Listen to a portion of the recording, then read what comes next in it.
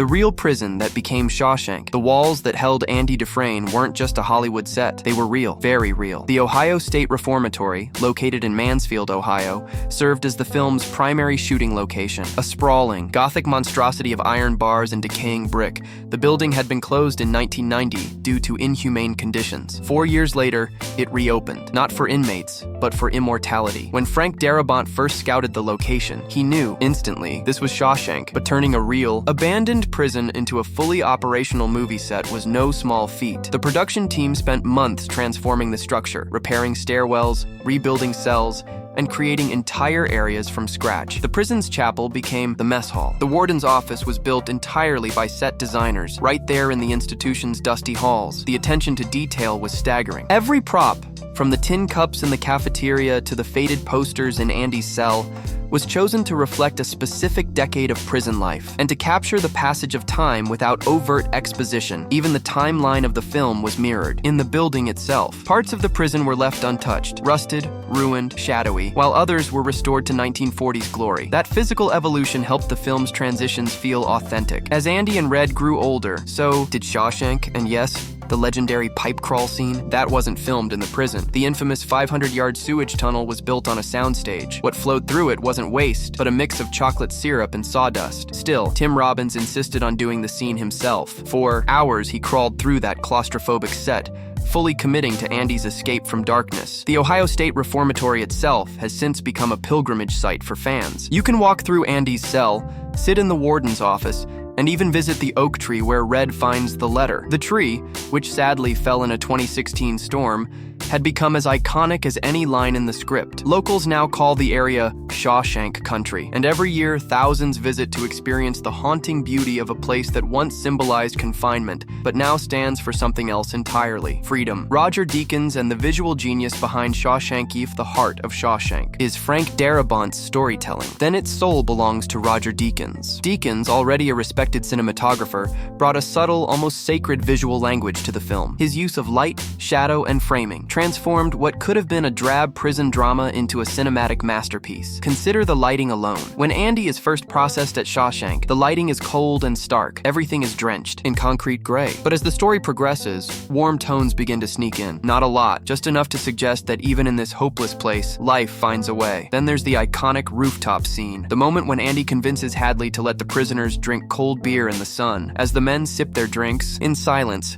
Deakins captures them from a low angle, almost reverently, as if they're gods enjoying a brief moment of paradise. It's not just a nice shot, it's symbolism. It tells the audience, these men may be prisoners, but they're still human, still alive, still capable of joy. One of the most powerful visual metaphors comes during Andy's escape. As he bursts out of the sewer pipe into the rain, Deakins switches to a wide, overhead crane shot. Andy stretches his arms toward the sky, baptized in the storm. It's not just a dramatic pose, it's a rebirth. A man crawling through 500 yards of filth to be washed clean in the light. That shot wasn't in the script. Deakins and Darabont worked it out together, improvising with limited gear and budget. That single moment became the image of the film, printed on posters, framed in dorm rooms, referenced in pop culture endlessly. What made Deakins' work so genius was how invisible it often was. He didn't dazzle with flashy tricks or oversaturated palettes. Instead, he built mood, intimacy, a quiet sense of time and place that made the story feel lived in. And yet, despite his brilliance, Deakins didn't win the Oscar for Shawshank. In fact, the film was nominated for 7 Academy Awards and won none. But here's the twist. Decades later, when cinematographers rank the greatest films ever shot, Shawshank is always at the top of the list because Roger Deakins didn't just shoot a movie. He painted a prison and made it feel like a cathedral. Why Shawshank still hits hard decades later, so why does the Shawshank Redemption still hold such power? Why, nearly 30 years later, is it consistently ranked among the greatest films of all time? Why do people watch it again and again, not just for entertainment, but for comfort? The answer lies in something deeper than plot or performance. It's about yearning. We all know what it feels like to be trapped by circumstances, by mistakes, by time. Shawshank taps into that universal ache, then dares to suggest there's a way out. Not through magic, not through violence, but through hope, patience, and quiet rebellion. It's the story of a man who never gave in to despair, who used silence as a weapon, who carved his freedom freedom not with rage, but with a tiny rock hammer, one chip at a time. In a world obsessed with speed and spectacle, Shawshank whispers something radical. That slow, steady change is possible. That friendship matters more than vengeance. That the system may be cruel, but it can't crush the human soul unless we let it. It's also a film that grew up with its audience. When people saw it in their 20s, they connected with Andy's sense of injustice. In their 30s, they noticed Red's wisdom. In their 40s and 50s, they understood Brooks, the fear of being forgotten by a world that moved on without you. And by the end, we all hope to be like Red, sitting on that bus, heading towards something brighter. Not entirely sure what's ahead, but willing to believe it'll be beautiful. That's why it endures. Not because it was flashy, not because it won trophies, but because it made us feel. And maybe because it reminded us of something we'd almost forgotten. That no matter how long the sentence, no matter how dark the cell, the walls can't hold you forever. From box office failure to cult classic king. You probably wouldn't believe it today, but when The Shawshank Redemption first hit theaters in 1994, it bombed. Yes, seriously. Despite its powerhouse performances and 7 Academy Award nominations, audiences just didn't show up. It earned only $16 million during its initial run, barely enough to cover the budget. Critics praised it, sure, but it seemed doomed to fade quietly into obscurity. So what happened? One word: home video. When Shawshank hit VHS, and later DVD, something strange occurred. Rentals exploded. Word of mouth spread like wildfire. People who hadn't paid to see it in theaters were suddenly obsessed. They rewatched it, shared it, quoted it. By the early 2000s, it had become a sleeper legend. Then came cable TV, specifically TNT. They aired the film so often that Shawshank became comfort food for millions. A rainy Sunday, Shawshank. A sleepless night, Shawshank. An emotional reset after a hard week, you guessed it, Shawshank. And unlike many films that suffer from repeat viewings, this one deepened. The more people watched, the more they caught. Subtle gestures, quiet metaphors, emotional echoes they hadn't noticed before. By 2008, IMDb users had voted it the #1 film of all time, beating The Godfather, Citizen Kane, and even Pulp Fiction, which shared the same 1994 release window. How does a movie that once flopped in theaters go on to top nearly every greatest of all time list? Because The Shawshank Redemption wasn't a film made for opening weekend. It was made for lifetimes. Hidden symbols and fan theories that blew Mind 7 with dozens of rewatches, Shawshank still holds mysteries, and fans have noticed. Let's talk about some of the most fascinating hidden details and theories swirling around the film for decades. The Bible hiding the rock hammer was more than irony. When the warden gives Andy his Bible back, he says, "Salvation lies within." On the surface, it's just a smug line. But later, we discover Andy hid the rock hammer in that very Bible, directly under the book of Exodus. A book about escape. A book about freedom. A man fleeing bondage. Coincidence? Not a chance. Darabont and King were deliberate in weaving religious allegory throughout. Andy is often seen as a Christ-like figure, falsely accused, enduring punishment, ultimately emerging, resurrected into the light. Did Andy plan for Red all along? Here's a theory fans love. Andy wasn't just digging for his freedom. He was building a future for Red too. Think about it. The moment Red tells Andy about his recurring dream of a Pacific coastline, Andy listens intently. He asks detailed questions. Later, when Red is finally released, he follows Andy's exact clues: the hayfield, the stone wall, the volcanic rock, and finds money, a letter, and an invitation. Some argue that Andy knew Red would follow. He believed in Red's ability to find hope, even when Red didn't believe it himself. In that way, the escape wasn't a selfish act. It was a gift. Symbols, posters, and the language of hope. At first glance, The Shawshank Redemption appears to be a straightforward story, but in truth, it's constructed like a riddle. Every detail placed with surgical precision, every object a clue. Nowhere is this more evident than in the items that fill Andy Dufresne's cell. Take the posters: Rita Hayworth, Marilyn Monroe, and Raquel Welch. 3 bombshells, 3 decades, 3 masks covering a secret tunnel. But their meaning runs deeper than just camouflage. Rita Hayworth is first. She represents escapism, the fantasy of glamour, sexuality, and freedom in a drab, gray world. This is the beginning of Andy's psychological survival, using fantasy not to escape reality, but to create hope within it. As time passes, Rita gives way to Marilyn Monroe,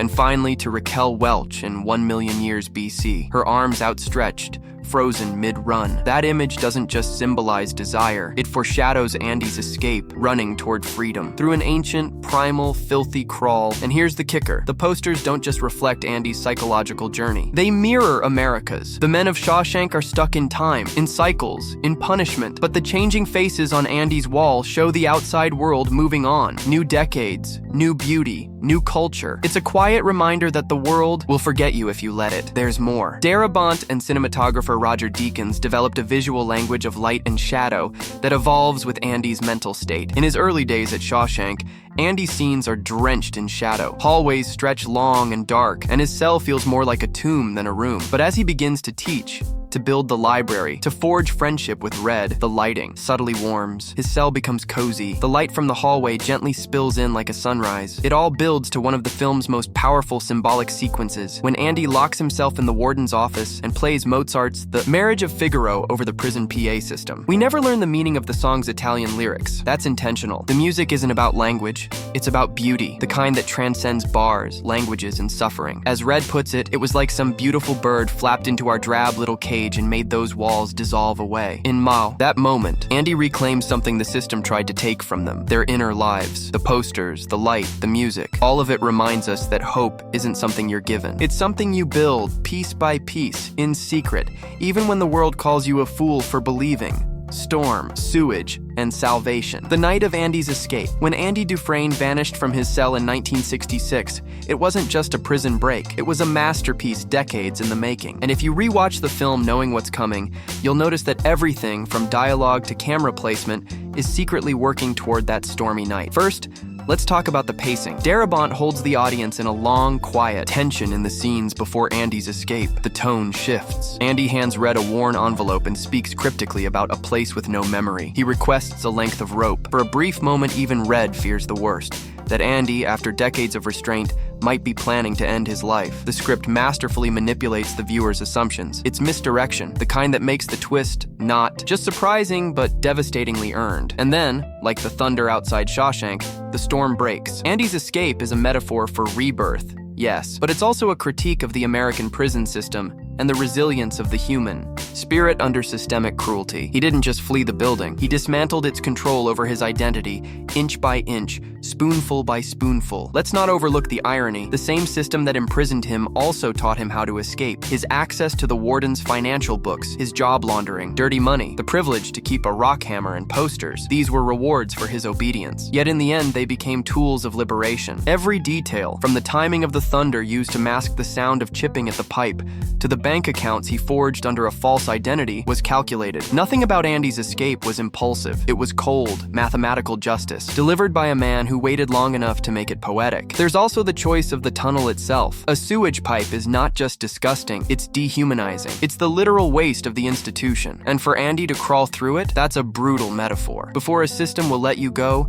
it will drag you through the filth it created. It's a trial by humiliation, a baptism not of water, but of shame. That's why the moment he emerges and rips off his shirt in the storm is so powerful. He's shedding not just prison clothes, but everything the institution tried to smear him with. Technically, that scene nearly didn't happen. Darabont had limited budget left and nearly cut the overhead shot, the now iconic image of Andy, arms raised, rain washing over him like salvation. But Tim Robbins lobbied hard to keep it in, understanding its symbolic power. They rigged rain machines over the pipe's exit and shot it in one night. The result? A single image that became the film's soul. And just think about what happens next. Andy doesn't run and hide. He walks into a dozen banks across Maine wearing a suit, calm as a breeze, and cashes out the warden's laundered fortune. It's the ultimate reversal. The man wrongly accused of stealing finally steals back the stolen years of his life. That's why, when the warden finds Andy's Bible in the vault, hollowed out, hiding the rock hammer, it's not just a twist, it's a thematic gut punch. The same book the warden used to preach obedience was the very tool of Andy's defiance. And inside, the page bookmarked is from Exodus, the story of the Israelites' escape from slavery. That's no coincidence. Darabont doesn't just want us to cheer for Andy. He wants us to understand true freedom doesn't come from escape. It comes from dismantling the system brick by brick and walking away with your dignity intact. Red's parole, the road to Zihuatanejo, and a final confession is. The dust settles after Andy's miraculous escape. The story shifts focus, not to Andy, but to Red. Because the Shawshank Redemption isn't just about breaking free from prison. It's about the longer sentence many inmates face, learning to live in the world once freedom finally arrives. Red's release doesn't feel like liberation, it feels like exile. After decades inside Shawshank, the outside world has become alien. Cars are faster, the streets are louder, the people are colder. The camera work even changes. Handheld shots shots replace the previously static prison scenes, disorienting the viewer just as much as Red. You can almost feel the world spinning under his feet. Then, Darabont delivers a devastating parallel. Red moves into the same halfway house where Brooks,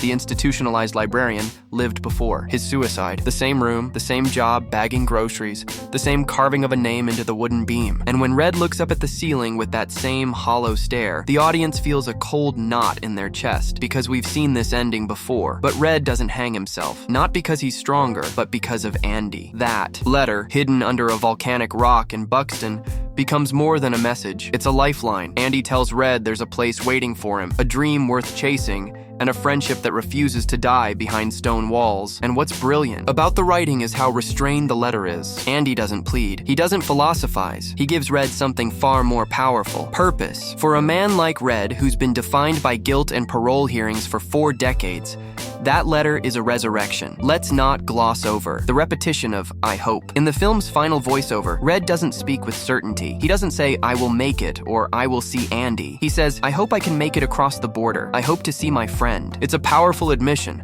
because it reveals that after all these years, hope still scares him. It still feels fragile, but he dares to embrace it anyway. Morgan Freeman delivered that monologue with such vulnerability that test audiences wept, not because it was grand, but because it was honest. The final sequence of the film could have ended there, with Red on the bus, uncertain, hopeful. That was Darabont's original plan. But Warner Brothers executives, and nearly every viewer at the test screenings, wanted something more: closure, reward, redemption. So, Darabont added the beach scene. Shot off the coast of the US Virgin Islands, the scene shows Andy sanding his boat under a blue sky. Red approaches from the distance. They lock eyes. No words, no music cues until the credits roll. Just 2 men, once buried in concrete and steel, now standing on sand and sunlit freedom. What makes that final moment unforgettable isn't the hug or the reunion. It's the camera angle, an overhead drone shot gently pulling away, showing the ocean stretch into infinity. It's not just a happy ending, it's a release. And maybe that's what the Shawshank Redemption was always about. Not escape, not revenge, not even justice, but release from guilt, from isolation, from the identities imposed on us. Red isn't a prisoner anymore. He's a man. And on that beach, for the first time in decades, he's allowed to simply be, casting secrets that could have changed everything. It's hard to imagine the Shawshank Redemption with anyone other than Morgan Freeman and Tim Robbins. Their chemistry is effortless, their performances iconic, but believe it or not, they weren't. The studio's first picks, not even close. Let's start with Red. In Stephen King's novella Rita Hayworth and Shawshank Redemption, Red is described as a middle-aged Irishman with graying red hair, hence the nickname. So when casting began, the studio expected someone like Gene Hackman, Harrison Ford, Clint Eastwood, or even Paul Newman. All were on the shortlist. All were white, and all turned it down for various reasons. But then Morgan Freeman walked in. Frank Darabont has said that Freeman's voice, that rich, steady, soulful narration, felt like it had already been echoing through the halls of Shawshank before they ever started filming. Freeman didn't just audition, he transformed Red from a character into a guide, a conscience, a witness, and Darabont never looked back. The irony? In the final film, when Andy first meets Red and asks why they call him that, Red responds with a half smile and shrugs. Maybe it's because I'm Irish, a tongue-in-cheek nod to the book, and a subtle wink to the audience. As for Andy Dufresne, he was almost Tom Hanks, that's right. Hanks loved the script, but was already committed to Forrest Gump. Other actors considered included Kevin Costner, Nicolas Cage, Johnny Depp, and Charlie Sheen. Kevin Bacon was reportedly interested, but couldn't make the schedule work. It was Tim Robbins, relatively low profile at the time, who brought the quiet intensity the role needed. Robbins didn't play Andy as a victim, he played him as a thinker, someone always 4 steps ahead. He didn't ask for sympathy, he earned it. One particularly brilliant touch? Robbins never blinked during takes where Andy was being emotionally overwhelmed. Watch the scene where the warden throws the Bible at him. Robbins locks eyes, stone still. That was his idea, to show Andy's interior strength even under pressure. But let's not forget the side characters, the heart and grit of Shawshank. Clancy Brown, who played Captain Hadley, was offered help from real-life prison guards to prepare, but he declined. Why? Because he didn't want to imitate cruelty. He wanted to understand it. Bob Gunton, who portrayed Warden Norton, actually kept a Bible in his pocket during filming, just like his character. He said he wanted to remind himself that evil often hides behind righteousness. And then there's James Whitmore as Brooks, a veteran actor whose role as the institutionalized librarian broke hearts. That bird on his shoulder, trained to fly to him on command. Whitmore spent weeks building trust with it before shooting even began. What's fascinating fascinating is how many of these actors considered the project just another job at first. None of them expected the film to become a classic. None of them knew their roles would be analyzed, quoted, and revered decades later. But maybe that's what made it magic. There were no egos, no Hollywood gloss, just a group of artists, locked in a crumbling prison, telling a story about what it means to be free. Deleted scenes and lost moments that would have changed the story as polished and near perfect as The Shawshank Redemption is. There are entire scenes that never made the final cut, and if they had, they would have drastically changed how we see the characters. First, let's talk about an extended scene between Andy and Red. In the original script, there was a much longer conversation on the prison rooftop during the tarring scene. Andy opens up about how he's slowly stopped believing in justice, and how part of him doesn't even care if he ever gets out. Red listens, but remains silent. Darabont eventually trimmed the scene, feeling it slowed down the pacing. But Robbins later said that moment revealed Andy's darkest point, the point before he decided to fight back. There was also a cut subplot involving a guard who secretly helped Andy gather the tools he needed for the escape. The guard was never fully developed, but the idea was to show that not everyone in Shawshank was corrupt. Ultimately, Darabont felt this muddied the narrative and took away from the power of Andy's solo triumph. And then there's Brooks. In a heartbreaking, deleted flashback, we see young Brooks entering Shawshank for the first time. He's idealistic, educated, and hopeful. The idea was to show the full arc, how the system wore him down into the frail man we see hanging from the beam decades later. The scene tested well with audiences, but was removed for time. One of the most debated changes was in the ending. Frank. Darabont originally ended the film with Red on the bus,